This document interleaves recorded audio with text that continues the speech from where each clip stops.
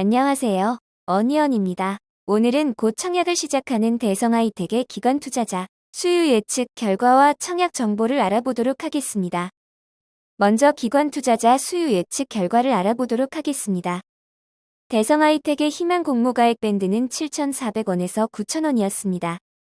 오늘 발표된 수요 예측 결과를 통해 공모가는 공모희망가액 밴드 상단인 9,000원으로 최종 확정되었습니다. 발표된 수요 예측 결과를 살펴보면 총 1,678곳의 기관이 몰려 종합경쟁률 1934.89대 1의 경쟁률을 기록하였습니다. 매우 높은 경쟁률입니다. 그러나 주석에도 표기가 되어 있듯이 수요 예측 받았을 때의 최대 청약 한도가 되는 기관 투자자 배정 주식 수와 경쟁률을 구한 한도가 다릅니다. 다른 수요 예측 결과와 동일한 조건으로 비교하기 위해 조정해보면 기관 투자자 수요 예측 경쟁률은 1573.71대 1이 됩니다. 이번 수요 예측의 운용사 집합기관은 평소보다 매우 적은 261곳이 참여한 반면 기타 기관이 917곳이나 참여하였습니다. 수요 예측에 참여한 기관들이 비율은 좋지 않다고 할 수 있습니다. 이어서 수요 예측 분포를 살펴보도록 하겠습니다. 기관 투자자들의 수요 예측은 공모가 상단보다 높은 밴드 상단 초과에 가장 많이 몰렸습니다. 상단 초과는 총 952건입니다. 이에 반해 밴드 하단 미만은 단 1건입니다. 수요 예측 분포를 건수 기준 그래프로 좀 더 자세히 살펴보면 상단 초과가 가장 많은 59.95%, 상단이 39.17%입니다.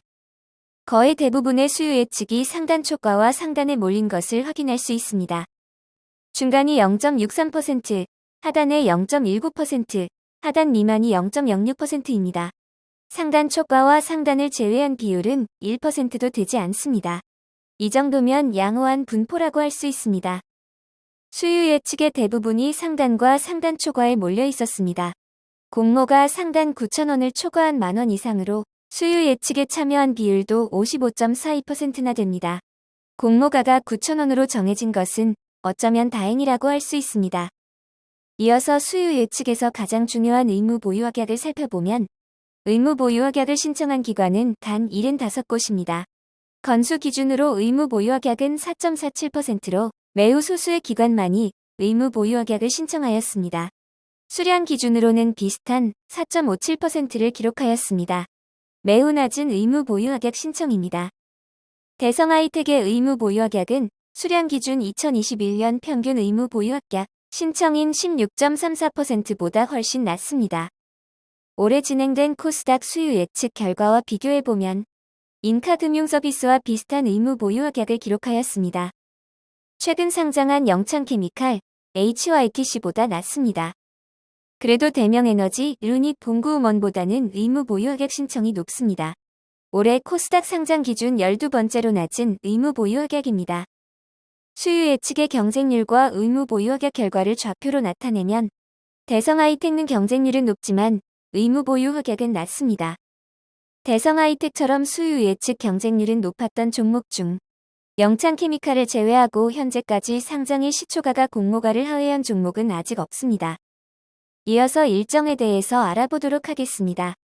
대성하이텍의 청약은 8월 9일 화요일 시작하여 8월 12일 수요일 마무리됩니다. 대성하이텍의 청약을 단독으로 진행하는 신한금융투자는 1일차, 2일차 모두 오전 10시부터 오후 4시까지 청약이 진행됩니다. 대성하이텍의 청약은 진행될 예정인 바이오로그 디바이스의 소액 일반 공모, 소카의 공모주 청약과 일정이 겹칩니다. 대성하이텍의 환불금으로 해당 청약에는 청약하실 수 없습니다. 환불은 2일 뒤인 8월 12일 금요일입니다. 상장은 8월 22일 월요일로 예정되어 있습니다. 다만 예정이므로 청약기간 중에도 변경이 되는 경우도 있는 점 주의해야 합니다. 현재로서는 소카와 동시 상장으로 예정되어 있습니다. 이어서 청약 정보 및 청약 증권사에 대해서 알아보도록 하겠습니다. 이번 청약에서 우리사주조합에 14%의 주식이 배정되었습니다. 공모가 9,000원 기준 42억 원입니다. 직원 1인당 배정 규모를 알아보면 평균 약 1,517만 원 규모로 주식을 배정받았습니다. 국민연금자료 기준 1인당 평균 연봉은 4,426만 원입니다. 평균 연봉을 고려할 때 1인당 배정 규모가 아주 작다고는 할 수 없을 것 같습니다.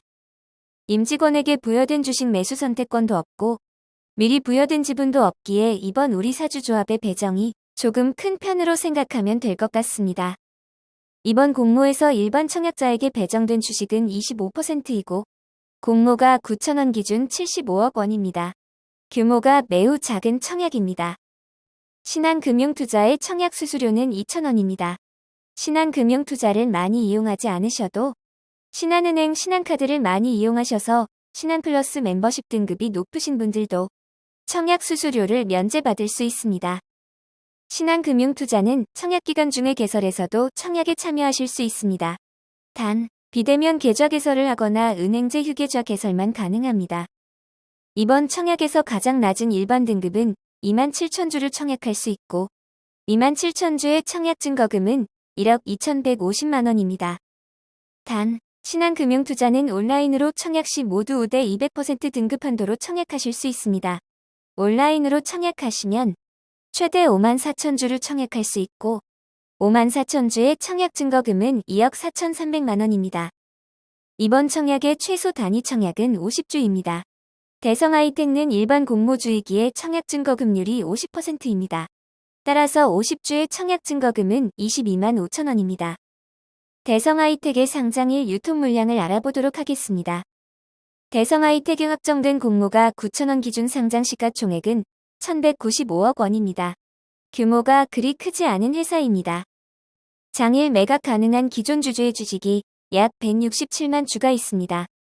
의무 보유 확약을 제외하지 않은 상장일 유통 가능 비율은 조금 높은 편인 34%이고 공모가를 반영한 상장일 유통 가능 금액은 408억 원입니다. 수요 예측 시 의무 보유 확약 신청을 한 기관들에게 평균적인 배정 비율인 250% 정도 배정된다고 가정하면 상장일 유통 가능 비율은 약 32.40%까지 낮아질 수 있습니다. 이 경우 상장일 유통 가능한 금액은 387억 원까지 줄어듭니다. 의무 보유 확약이 높지 않아 크게 줄어들지는 않을 것 같습니다. 다만 이보다 크게도 낮게도 배정될 수 있습니다. 실제 얼마나 의무 보유 확약이 배정되느냐에 따라 상장일 유통 가능 금액이 크게 변할 수 있는 점은 주의하시기 바랍니다. 의무 보유 확약을 포함하지 않은 상장일 주체별 유통 물량 비율을 살펴보면 기존 주주가 36.98%, 기관 투자자가 제일 많은 44.70%, 일반 청약자가 18.32%입니다. 기존 주주가 36.98%를 차지하고 있기에 상장일 기존 주주가 빠르게 매도한다면 주가에 큰 영향을 미칠 수 있습니다. 다만 공모 주주의 규모가 조금 더 많습니다. 상장일 매각 가능한 주주들을 살펴보면 모두 기관 투자자들만 매도가 가능합니다. 대성하이텍은 상장일 매각 가능한 소액 주주나 개인 주주는 없습니다. 이 중 단 한 개의 기관인 송현이신산업펀드가 약 79만 주 매도할 수 있습니다. 다만 송현이신산업펀드는 1개월 의무 보유 확약도 약 79만 주를 가지고 있기에 상장일 전량 매도에서 주가를 하락시킬 가능성은 조금 적어 보입니다. 대성하이텍에는 아직 주식으로 전환되지 않은 전환사채가 있습니다. 공모가가 9,000원으로 확정되었기에 해당 전환사채의 전환 가격은 6,300원으로 조정이 됩니다. 상장 이후 6,300원에 취득한 47만 6,190주가 유통 물량으로 늘어나는 점 주의하시기 바랍니다. 이번 대성하이텍의 공모에서 기존 주주가 주식을 매각하는 구주 매출이 14%를 차지하고 있습니다. 이번 공모를 통해 주식을 매각하는 주체가 기관 투자자가 아닌 최대 주주인 점은 큰 단점입니다. 최우각 최대 주주는 이번 공모를 통해 구주 매출 대금 65억 원을 받게 됩니다. 구주 매출이 있는 만큼 회사로 입금되어 투자되는 금액은 줄어들게 됩니다. 2022년 코스닥 상장 종목의 의무 보유 확약 제외 전 유통 물량과 비교하면 BCNC 인카금융서비스보다 조금 많고 대명에너지보다 적습니다. 의무 보유 확약이 많지 않긴 하지만 상장일 유통 물량은 아주 부담스러운 편은 아닙니다. 이제 대성하이텍의 사업 분야 및 회사에 대해서 자세히 알아보도록 하겠습니다. 대성하이텍의 품목별 매출을 살펴보면 스위스턴 자동선반이 2022년도 1분기 기준 매출의 61.94%를 차지하고 있습니다.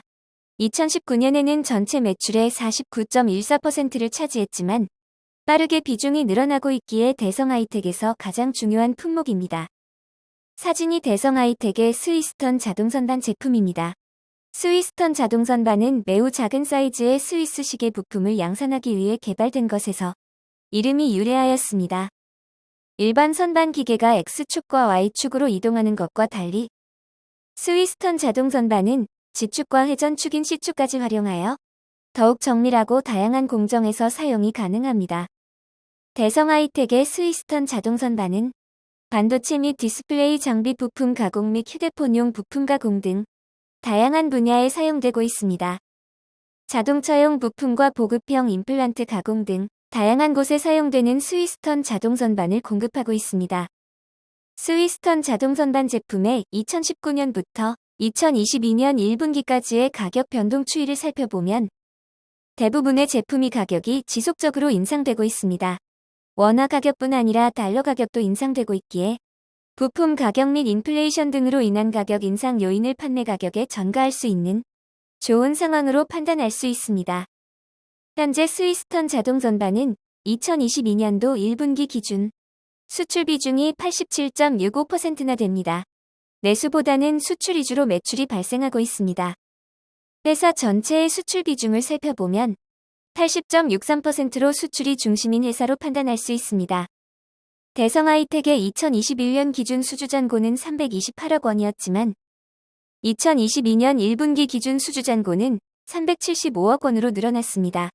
현재 기준으로 3개월 이상의 일감이 쌓여있는 것으로 볼 수 있습니다. 매출과 영업이익 등을 살펴보면 2020년에는 전년 대비 매출이 소폭 감소하였지만 2021년에는 2020년 대비 매출이 큰 폭으로 상승하였습니다. 코로나 팬데믹 등 경기의 영향을 직접적으로 받는 것으로 추정해 볼 수 있습니다. 대성하이텍은 주요 부품을 수입해서 물건을 생산, 판매하는 회사로 영업이익률이 10.68%입니다. 아주 높은 영업이익률은 아닙니다. 이제 결론을 내려보도록 하겠습니다. 지금까지 내용을 장단점으로 정리해 보도록 하겠습니다. 대성하이텍은 환불일이 짧은 2일인 점이 장점입니다. 미래 수익이 아닌 현재 수익을 내고 있는 기업인 점이 가장 큰 장점입니다. 현재 수주잔고가 증가하고 있고 3개월치 이상의 수주잔고가 있습니다. 기관 투자자의 수요 예측 경쟁률은 높았습니다. 다만 현재까진 소카와 동시상장으로 상장 일정이 좋지 않고 기존의 주식을 취득한 기관 투자자들의 지분이 상장 직후 및 1개월 내에 유통이 가능해집니다. 그리고 기관 투자자의 의무 보유 흑액 신청이 매우 낮은 점이 단점입니다. 대성하이텍의 청약 1일차인 8월 9일 화요일 HYTC의 상장과 소카의 수요 예측 발표가 있습니다. 만약 소카에 철회된다면 동시 청약과 상장은 걱정할 필요가 없습니다. 다만 수요 예측 결과가 좋지 않지만 공모가를 낮추어 진행하는 경우 동시 상장은 영향을 받을 수 있습니다. 그리고 HYTC의 상장일 결과를 적극적으로 참고해야 합니다. HYTC의 수요 예측 경쟁률은 1480.78대 1이었고 의무 보유 흑액 신청은 6.08%였습니다. 청약 당시 유통 가능 물량은 589억 원으로 대성하이텍보다는 조금 많습니다. 다만 수요 예측 경쟁률과 의무 보유 흑액 신청이 조금 높았던 점을 고려하면 여러 상황이 비슷하다고 할 수 있습니다. 만약 HYTC의 상장일 결과가 좋지 않다면 좀 더 꼼꼼하게 따져보시길 바랍니다. 이 영상은 후원 회원 여러분들의 후원과 슈퍼땡스, 댓글을 통한 따뜻한 격려를 통해 제작되었습니다. 항상 고맙습니다. 이 영상은 투자 권유가 아니며 투자는 오롯이 투자자의 판단으로 이루어져야 합니다. 항상 봐주셔서 고맙습니다.